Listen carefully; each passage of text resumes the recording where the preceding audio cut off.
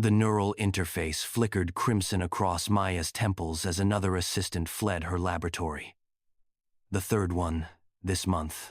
She didn't bother tracking their retreating footsteps through the sterile corridors of the Kepler station. Her attention remained fixed on the quantum tessellation matrix, suspended before her wheelchair. "Cowards," she whispered, her voice synthesized through the vocoder implanted in her throat. The mining accident on Titan had stolen more than her mobility 5 years ago. It had taken her voice, her hands' fine motor control, and any patience she'd once possessed for incompetence. The station's administrative AI chimed. "Dr. Maya Resnick, your requisition for a new research assistant has been complicated." Complicated how? The words emerged flat, emotionless. The vocoder couldn't capture the venom she felt. "The Assistance Bureau has flagged your profile. 7 assistants in 4 months. They're threatening to blacklist you from the program."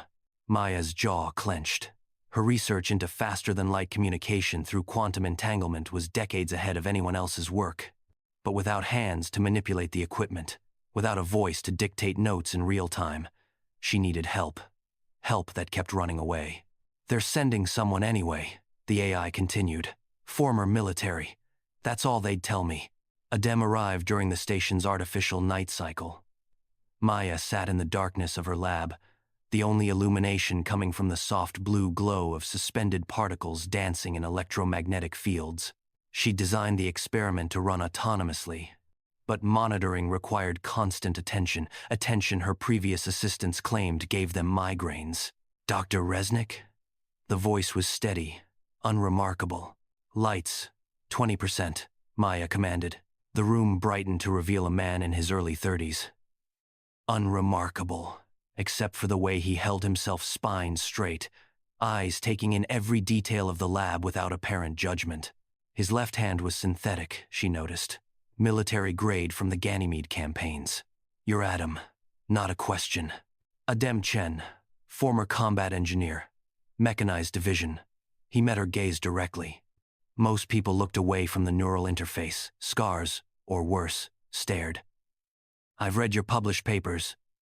The work on quantum coherence across relativistic distances is brilliant." Maya felt her eyebrow raise an expression the vocoder couldn't transmit. "You understand quantum mechanics.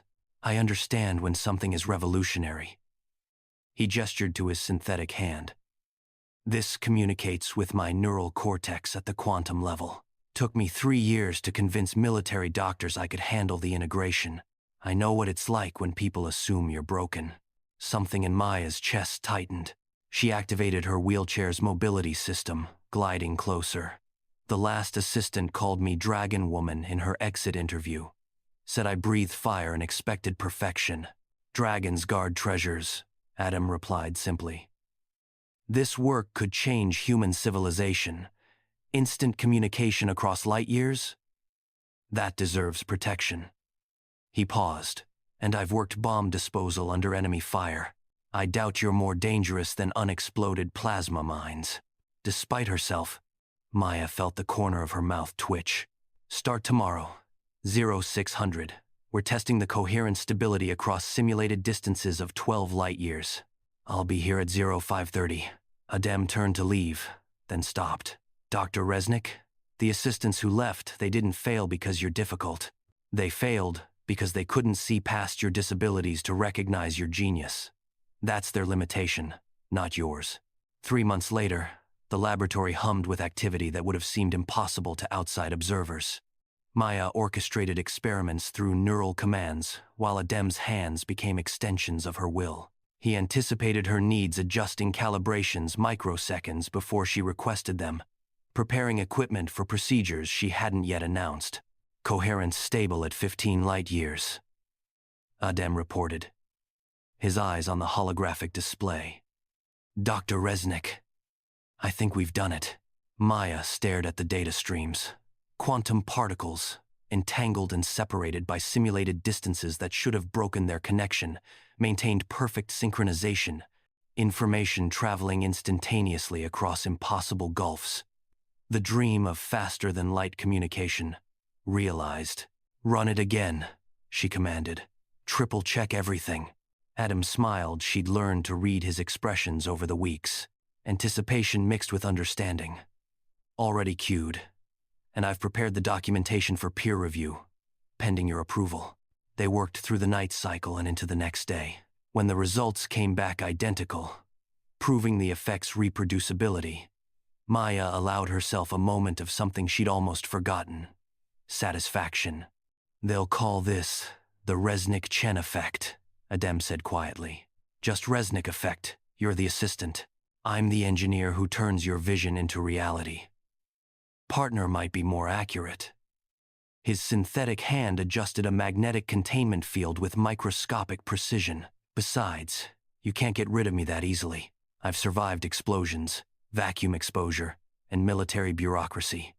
A little dragon fire is nothing. Maya's vocoder crackled the closest it could come to laughter. Dragon Woman. That's what they call me.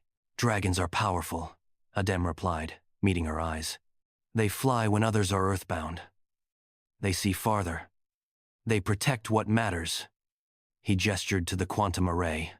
This matters, and I've got nowhere else I'd rather be than helping a dragon change the universe. The neural interface across Maya's temples flickered not with frustration this time, but with something warmer. For 5 years, she'd been trapped in a body that betrayed her, surrounded by people who saw only limitations. But Adam saw the work, the vision, the possibility. Same time tomorrow? She asked. 0530, Adem confirmed. We have a universe to revolutionize. As he left the laboratory, Maya turned back to her quantum array. The particles danced in their electromagnetic prison, connected across impossible distances, proving that separation was an illusion. That understanding could bridge any gap. Perhaps, she thought, the same was true for people. The Dragon Woman smiled, truly smiled for the first time in years. And somewhere in the data streams flowing through her neural interface, the future of human civilization began to take shape.